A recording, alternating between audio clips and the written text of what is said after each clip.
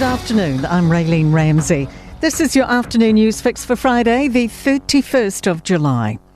The Prime Minister's labelled Winston Peters' comments targeting a Green MP racist and says he's playing games.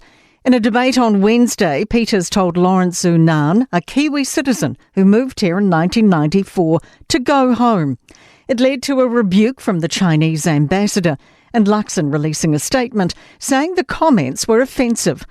Luxon's gone further today, saying the comments were racist, but he won't be removing Peters from Cabinet. He knows exactly what he's doing. He's a career politician. He's been there for 40 plus years. He's using language that's deliberate to get attention from the media and from others on himself.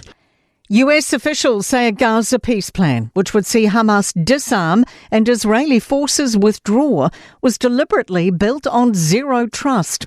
The BBC reports Hamas has agreed to the Board of Peace's latest plan.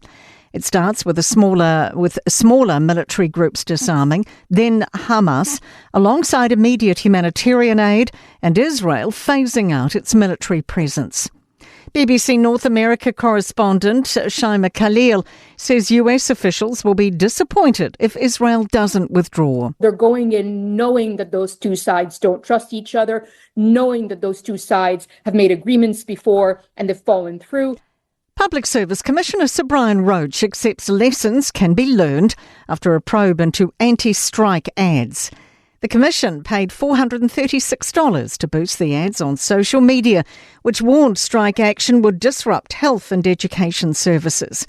A probe has found it didn't breach political neutrality rules, but had the risk of doing so.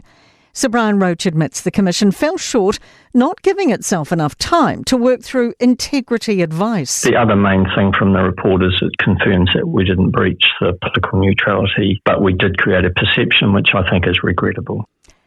Dozens of jobs could be at risk as Wellington City Council proposes various cuts. Our newsroom understands council staff have been called to meetings about a proposed restructure which could affect up to 50 staff. Tobias McIntosh reports. The proposals would cut roles from the council's climate change response, planning, communications, property and events teams. This comes after a cost-saving effort led by Deputy Mayor Ben McNulty in an independent report which found the council was overstaffed by hundreds. The PSA is urging the council to reconsider. Thousands of Kiwis are owed money from Inland Revenue but don't know anything about it.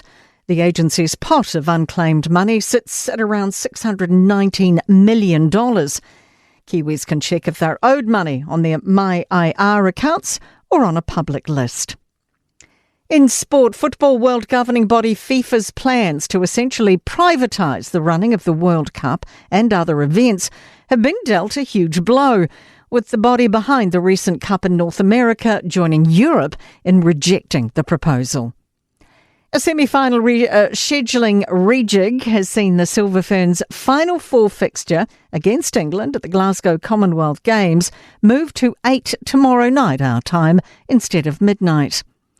And Stephen Fleming has been confirmed to take over from fellow New Zealander Brendan McCullum as the coach of England's Test cricket team. And that is your latest news fix.